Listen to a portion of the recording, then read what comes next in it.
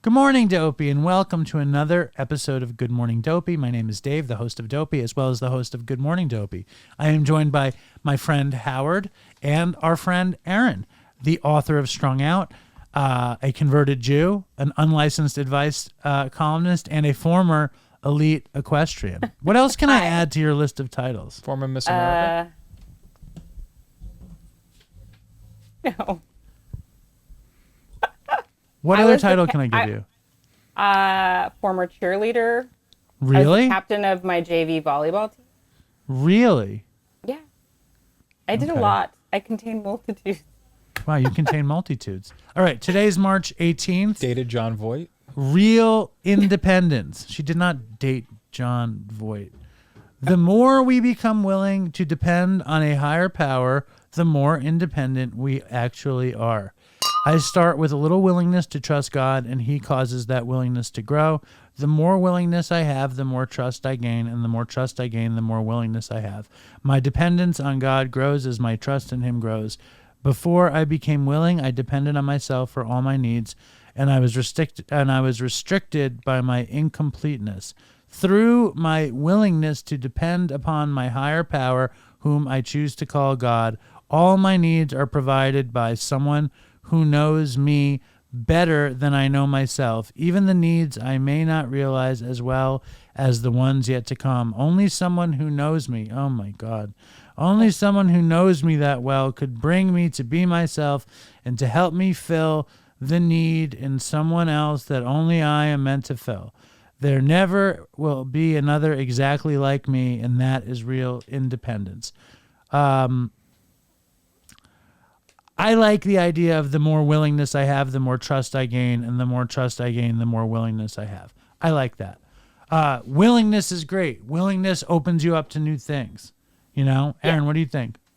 I mean, I agree with you. I like that part of it. What I don't like is that I think that it's not about God knows you better or whatever. I think it's like the willingness to again, it goes back to that thing of acceptance, because as much as, yes, we've been doing it wrong when we're first coming into sobriety, forcing things to be the way we want them and kind of constantly coming up against the flow of things.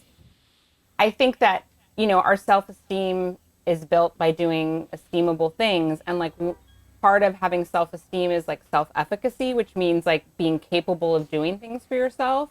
And I think that I know for myself, I felt really incapable of doing the things other normal adults could do. So that's kind of where I disagree, because I think that there's part of a learning in sobriety of how to become independent in certain ways while being sort of having your mind not be dependent on yourself, if that makes sense.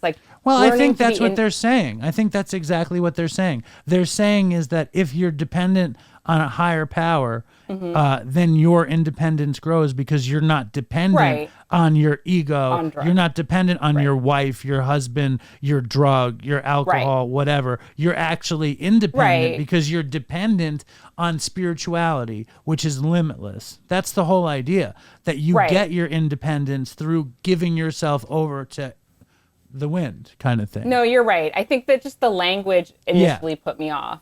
Well, the worst, there's a lot of fucking, just, I don't know, dated, antiquated, super Judeo-heavy Christian shit in there.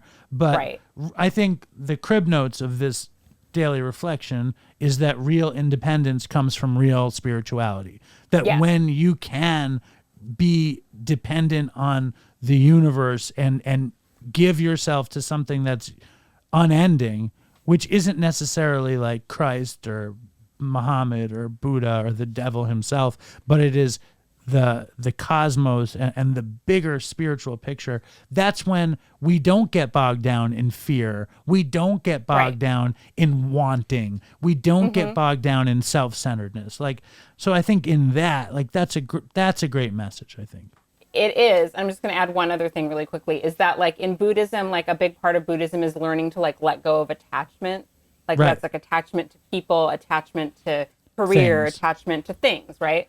And to me, that's sort of kind of a similar thing. Like you're letting go of the dependence on those things that you think define you, and allowing yourself to focus on the connection that you have to the world, the connection you have to like the universe, to whatever it is you believe in. The meditation. Having that connection and like focusing on that connection is what soothes you, and you're going to be in pain if you cannot let go of those attachments. And it's it's human to be attached to things, but like sort of practicing that like detachment from the material world is what brings people comfort. This reminds me of the show The Mandalorian, because The Mandalorian, right? I don't know if you know about The Mandalorian, but The Mandalorian is a Star Wars show, and The Mandalorian believes in loyalty and like sticking together, right? And that's sometimes around things, earthly possessions, people, all that stuff. And the Jedi is all about detachment. It's all about it's about the Force. It's about the universe. So like there's this great duality in The Mandalorian where the Mandalorian is raising the young Grogu, who's meant to be a Jedi, and Grogu kind of renounces the detachment of Jedi for the love of Mandalore, which is interesting. I know I'm a big nerd. I apologize, but I think, and then I think about Al-Anon, which is like detachment with love, which is kind of like the best of both worlds. You don't have to get bogged down by the connection or the relationship, but you keep the love, right? And the loyalty. I think the best of both worlds is the thing. Did I take us down a horrible rabbit hole with The Mandalorian? Maybe. No, but maybe Disney will sponsor us. That would be really sweet. Disney would be like, get rid of Howie first. That's the first. Disney Plus. We'll talk about The Mandalorian. Dopey on Disney Plus. We'll talk about WandaVision. Did you watch WandaVision? I didn't. Me neither. But we do have Disney Plus. All right, very good. I recommend The Mandalorian. I find it very relaxing. Boba Fett as well. In fact, this whole concept was in Boba Fett, not The Mandalorian. There you go. Yes. Howie just bought a Nintendo Switch. He's acting like he's above this stuff, but he's thinking about playing Zelda when he gets home. So, right, Howie? Yes. Come on, why aren't you? Yes. Oh, we finally see. I don't think we've seen you this whole daily reflection. I'm trying not to interrupt, and you're talking about The Mandalorian. What's your problem now? I don't want to interrupt, and now you're. I mean, not The Mandalorian, the Nintendo Switch. I'm just thinking like that. You're thinking that I'm an idiot because I'm watching. I know what you're thinking, but then I know that you're buying the Switch to judge you. Yes, no, to have something to do. Just as stupid as The Mandalorian. Your puzzle game. What is the game? Bubba I. What is it? Boba I Wall. What Baba. Is it? Baba O'Reilly. What is it? Baba is Baba me. Ganoush? Baba is me. Anyway, Aaron, this has been amazing. Detach with love. Real independence comes from dependence on the spirit. Howie, thank you. Thank you, Aaron. Thank you. Stay strong, Toodles. Dopey Nation. Fucking toodles for Chris. Dopey, I'm face down on the floor. Dopey.